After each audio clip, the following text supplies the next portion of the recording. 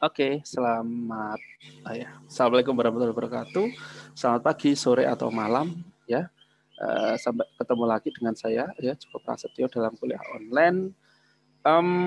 Hari ini saya akan menjelaskan materi tentang fisika, yaitu tentang getaran dan gelombang, ya. Nah, getaran dan gelombang ini memang nanti akan dibagi menjadi beberapa submateri. Tapi untuk yang pertama ini kita bahas dulu tentang getaran seperti itu. Oke, ya.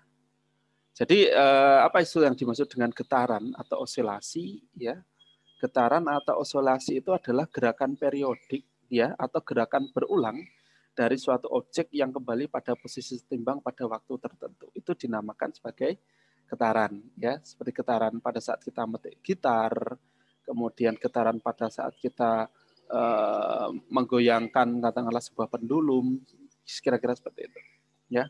Nah, kemudian getaran itu disebabkan oleh adanya gaya yang mengarah pada titik setimbang. Nah, seperti itu sehingga nanti pada saat gaya itu kita berikan kepada sebuah objek, kemudian objek itu akan berbalik kembali ke arah titik setimbangnya, maka itu adalah getaran. Kemudian ada juga gerakan harmonik sederhana, ya, di mana gerakan harmonik sederhana itu adalah gerakan periodik, di mana gaya yang bekerja pada objek proporsional terhadap posisi dari objek relatif terhadap titik keseimbangan. Kira-kira seperti pada gambar di atas, ya, seperti itu. Nah, semua gerakan periodik dapat dimodelkan sebagai gabungan dari beberapa gerak harmonik sederhana. Oke, ini contoh-contoh gerakan atau getaran, maaf ya. Ini contoh-contoh getaran yang lainnya, ya. Saya kira ini sudah pernah diajarkan dulu dalam SMA. Saya kira ini sudah cukup familiar. Nah, berbicara tentang getaran, maka tidak terlepas dengan yang namanya hukum Hooke, ya. Hukum Hooke, ya. Seperti ini, di mana hukum Hooke atau hukum atau ketentuan, ya, mengenai gaya dalam bidang fisika yang terjadi karena sifat elastisitas dari sebuah pir atau pegas. Jadi seperti ini, ya, di mana gaya, ya, gaya yang timbul itu adalah sama dengan min kx, di mana k itu adalah konstanta pegasnya dan x jarak. Kenapa nilainya minus? Karena di sini gaya pulih itu selalu bertolak belakang dengan arah gaya awal. Jadi pada gaya ada yang diberikan misalnya pada pair ini kan arah gayanya kan ke bawah tuh karena kita tarik. Tapi gaya pemulih dia pasti ke arahnya ke atas, ya. Makanya disebut makanya di sini notasinya adalah minus, ya. Seperti itu. Saya kira ini juga sudah cukup jelas. Oke. Kemudian ya, gaya pemulih selalu mengarah pada titik keseimbangan sesuai dengan hukum Hooke berikut ini. Ya, tadi sudah dibahas sedikit bahwa tanda minus itu menunjukkan karena gaya pemulih selalu mengarah pada titik keseimbangan. Ya, oke. Jadi minus K konstanta dikalikan dengan jarak sama dengan massa dikalikan dengan percepatan. Ya, apabila kita ingin mengetahui besarnya percepatan, ya maka sama dengan minus, ya, konstanta dibagi dengan massa dikalikan dengan jarak, ya. Oke, kemudian question 1, ya. Jadi pertanyaan pertama di sini, ya. Di sini ada dua buah objek, yaitu ada objek A dan objek B. Nah, kalau ada saya tanya nih ke teman-teman semua, ya, misalnya, manakah yang memiliki frekuensi lebih besar? Mana? Objek A atau objek B? Ayo. Objek B. Ya, kenapa objek B? Karena frekuensi itu adalah jumlah getaran pada satu waktu atau satu detik. Berapa banyak getarannya. Nah, di sini sudah terlihat bahwa objek A itu adalah sekitar, ya ini ada 2 getaran, ya. Yang kedua ini ada 4 getaran. Jadi dalam waktu yang sama, objek B itu mempunyai getaran lebih banyak. Kemudian manakah yang memiliki periode lebih besar? Mana ayo? Yang A, karena periode adalah waktu yang diperlukan untuk membuat satu getaran. Kan kira-kira seperti itu. Kebalikan dari frekuensi. Manakah yang memiliki amplitude lebih besar? Yang mana? Nah, kemudian berapakah jumlah getaran pada gambar A dan B? Tahu dong? Ya, silakan nanti bisa dihitung sendiri. Ya. Oke, ini yang pertama, gelombang. Apa bedanya gelombang dengan getaran? Ya. Jadi gelombang adalah getaran yang merambat seperti ini. Jadi kalau memang getaran itu tidak merambat, maka dia hanya cukup disebut sebagai getaran saja. Tapi karena getaran itu merambat, maka kita sebut sebagai gelombang. Nah, seperti ini. Ya.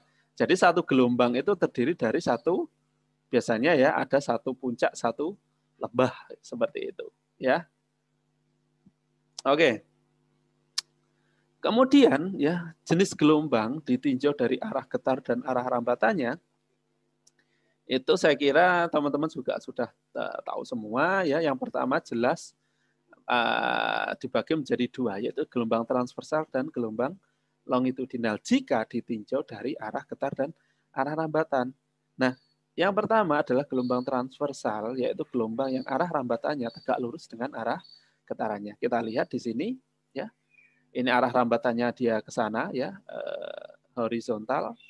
Arah getarannya vertikal, jadi tegak lurus gitu loh.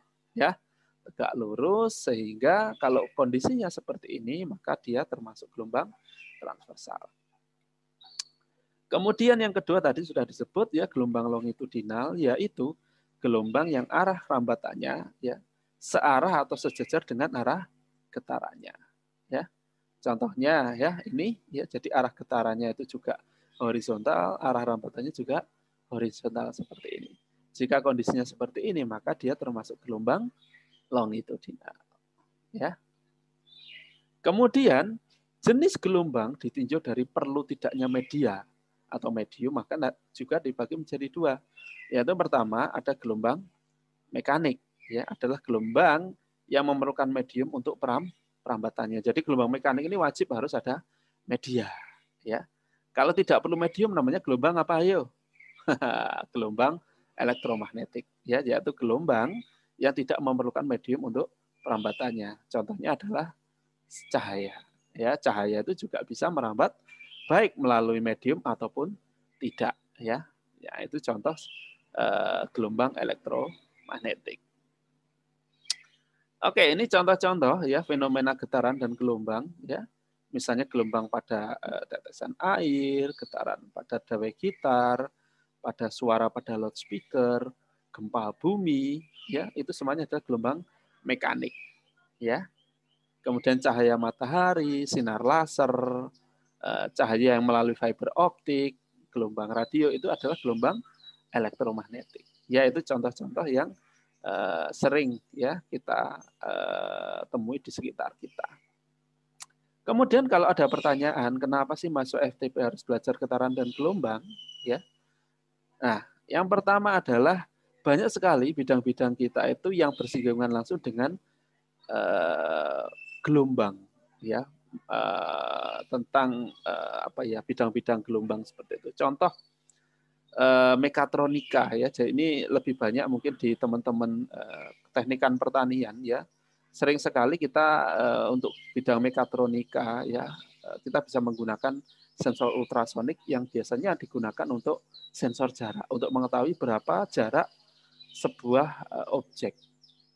Nah, kemudian di bidang teknik lingkungan biasanya juga digunakan untuk mendeteksi berapa parah sebuah sedimentasi pada sebuah danau atau waduk atau sungai itu dengan cara menggunakan sensor ultrasonik. Jadi dengan cara seperti itu kita bisa mendeteksi tanpa harus mengukurnya secara langsung, tanpa harus terjun ke dalam sungai, tapi cukup dengan menggunakan sensor ultrasonik kita bisa tahu berapa kedalamannya. Biasanya digunakan untuk mengukur sedimentasi dan lain sebagainya.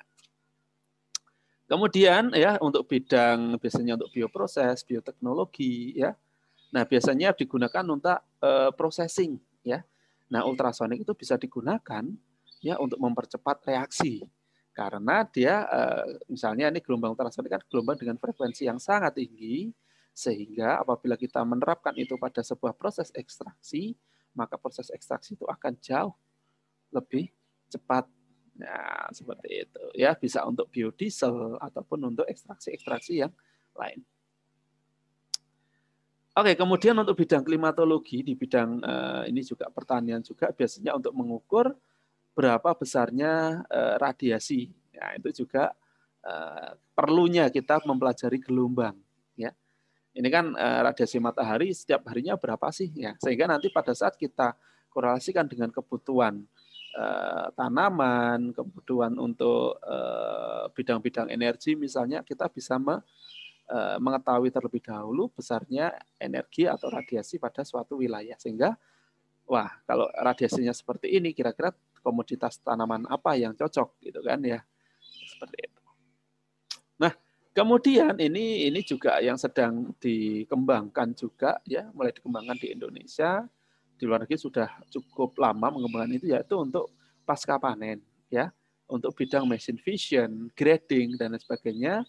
Jadi dengan kita mempelajari gelombang, yakni gelombang elektromagnetik, kita bisa melihat kualitas sebuah produk pertanian tanpa harus kita melihat dengan mata telanjang atau menggunakan destruktif atau kita merusak buah tersebut. Tapi cukup dengan kita berikan sebuah cahaya ya fluoresen, menggunakan sinar UV atau menggunakan yang lain, kita bisa melihat bahwa oh ternyata ini misalnya ada jeruk ini memar nih.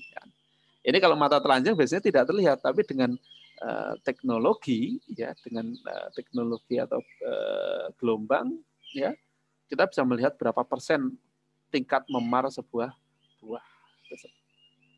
Ini menarik untuk dipelajari. Oke, saya kira kalau untuk perbedaan gelombang longitudinal dan transversal, ya saya kira sudah tahu semua lah ya, nggak usah dijelaskan secara detail lagi. Ya. Nah, kemudian untuk karakteristik dasar gelombang, jadi yang perlu teman-teman ketahui adalah faktor yang pertama jelas panjang gelombang, itu adalah lambda. Ya. Jadi panjang gelombang itu adalah misalnya dari puncak gelombang ke puncak gelombang. Ya, itu adalah panjang gelombangnya. Ya. Kemudian ada frekuensi F kecil dan periode itu T ya.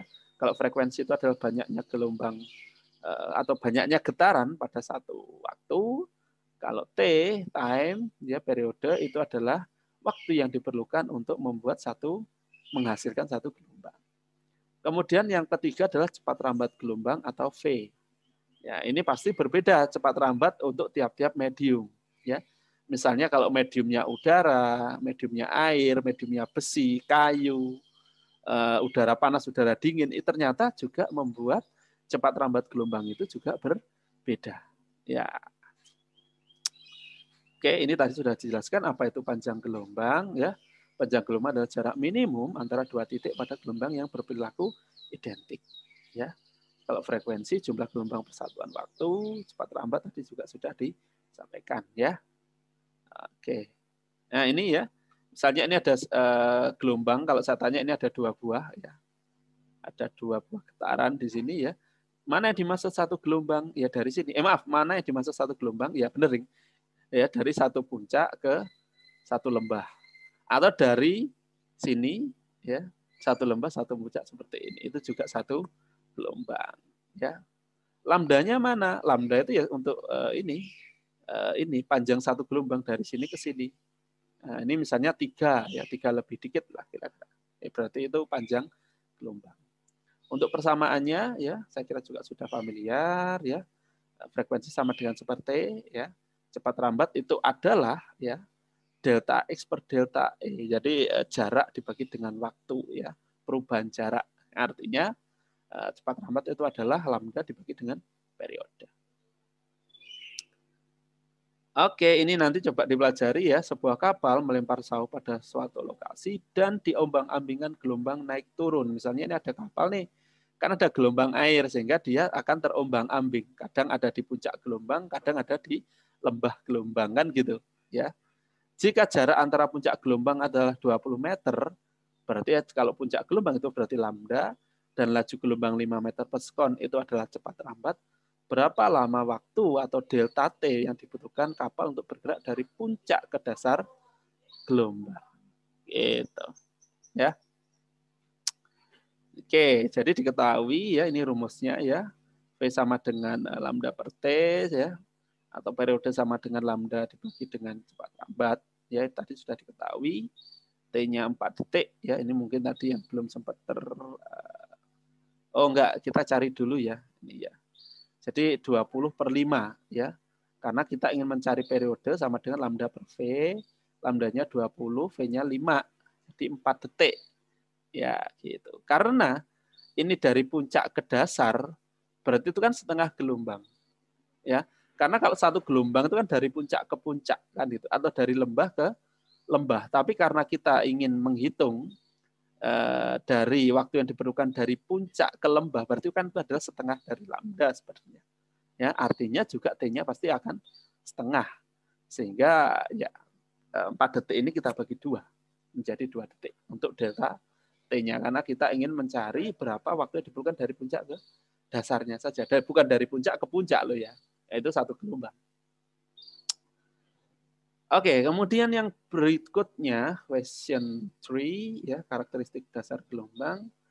Laju bunyi di udara sedikit lebih besar dari 300 meter per sekon. Itu kecepatan bunyi. Kecepatan suara itu 300 meter per detik. Kemudian laju cahaya di udara itu 300 juta meter per detik. Itu kecepatan cahaya. Ya, gimana ngukurnya? Nggak tahu.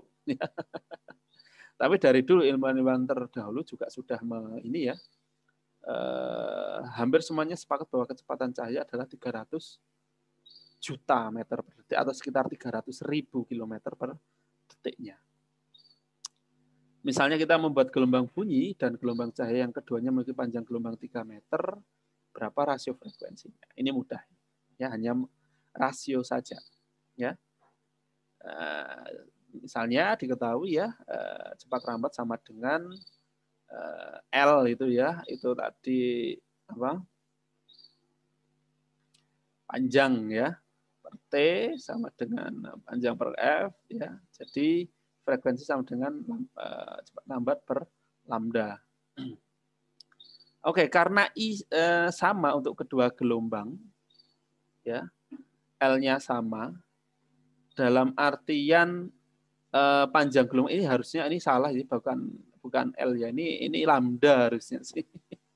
Mohon dikoreksi, ini lambda karena ini adalah panjang gelombang. Jadi kita asumsikan bahwa gelombang bunyi dan gelombang cahaya itu 3 meter, sama-sama 3 meter untuk lambdanya. Maka bila kita ingin mencari rasio frekuensi dan cepat lambat, maka itu hasilnya adalah 1 juta jika kita bandingkan cahaya dengan suara. Ya, itu perbandingannya. 1 juta kali. Ya. Cepat lambatnya juga 1 juta kali lebih cepat cahaya daripada suara. Itu ya. Frekuensinya ya. Berapakah frekuensi tersebut untuk bunyi dengan lambda 3 meter, maka frekuensinya adalah 100 Hz. Kalau untuk cahaya dengan lambda juga 3 meter panjang gelombangnya, maka frekuensinya adalah 100 MHz. Ya, lebih tinggi. Adakah yang frekuensi lebih tinggi dari itu, Pak? Ada. Nanti kita. Nah, ini di pertanyaan keempat. Ini. Panjang gelombang mikro, ya, microwave itu adalah gelombang mikro yang dihasilkan oleh oven microwave kira-kira 3 cm. Lambdanya 3 cm. Ya. Berapakah frekuensi yang dihasilkan gelombang ini yang menyebabkan molekul air Anda bervibrasi? Nah, kita ingat bahwa cepat lambat itu sama dengan lambda dikalikan frekuensi. Ya, gelombang mikro, ya, gelombang mikro itu cepat lambatnya kita asumsikan itu sama seperti cahaya. Ya, 3 kali 10 pangkat 8 meter per sekon atau 300 juta meter per sekon tadi. Dengan panjang gelombangnya itu kan tadi 3 cm atau sekitar 0,03 meter. Ya, seperti itu. Pada saat ini dibagi, maka hasilnya adalah 10 pangkat 10 Hz atau 10 GHz. Ini adalah frekuensi yang dihasilkan oleh gelombang mikro atau microwave. Nah, dengan kecepatan atau dengan frekuensi yang sebegitu besarnya, maka ini bisa membuat molekul air itu bervibrasi atau bergetar. Seperti ini. Nah, makanya kalau kita punya oven microwave, maka kita microwave itu hanya bereaksi terhadap produk atau objek yang mengandung air. Contoh kalian punya mie instan nih, ya kalian punya Indomie, sebut merek aja. Ya, kalian masukkan ke dalam microwave, dihidupkan microwave-nya, apa yang terjadi? Tidak terjadi apa-apa. Mie itu akan tetap kering, mie instan itu. Tapi pada saat mie instan itu kalian taruh di dalam sebuah mangkok yang berisi air, maka yang terjadi adalah mie itu akan mateng gitu. Karena yang dipengaruhi bukan mie-nya, tapi adalah airnya. Karena molekul air itu bervibrasi, maka yang terjadi adalah panas. Suhunya naik, terjadilah panas gitu ya, temperatur tinggi sehingga bisa memasak mie instan tersebut. Ya, makanya kita dilarang keras tuh memasukkan barang-barang tertutup yang mengandung air. Karena apa? Misalnya kita punya sarden nih, kaleng gitu ya, atau mungkin kaleng minuman tertutup, kalian masukkan ke microwave, apa yang terjadi? Karena air di dalam kalengan minuman itu bervibrasi, maka yang terjadi adalah suhunya tinggi, tekanan tinggi meningkat sesuai dengan hukum termodinamik, ya. Maka yang terjadi adalah bisa meledak. Ya, kita bisa masukkan telur juga ya. Telur itu mentah kita masukkan ke dalam microwave, telur itu juga pasti akan bisa meledak juga karena di dalamnya mengandung ada airnya. Pada ruangan tertutup tekanannya tinggi, meledak. Makanya hati-hati. Oke, saya kira itu ya untuk materi yang getaran ya memang cukup singkat sih ya, cukup singkat. Nanti akan kita sambung ke materi-materi berikutnya. Oke, sampai ketemu lagi di materi berikutnya. Assalamualaikum warahmatullahi wabarakatuh. Ciao.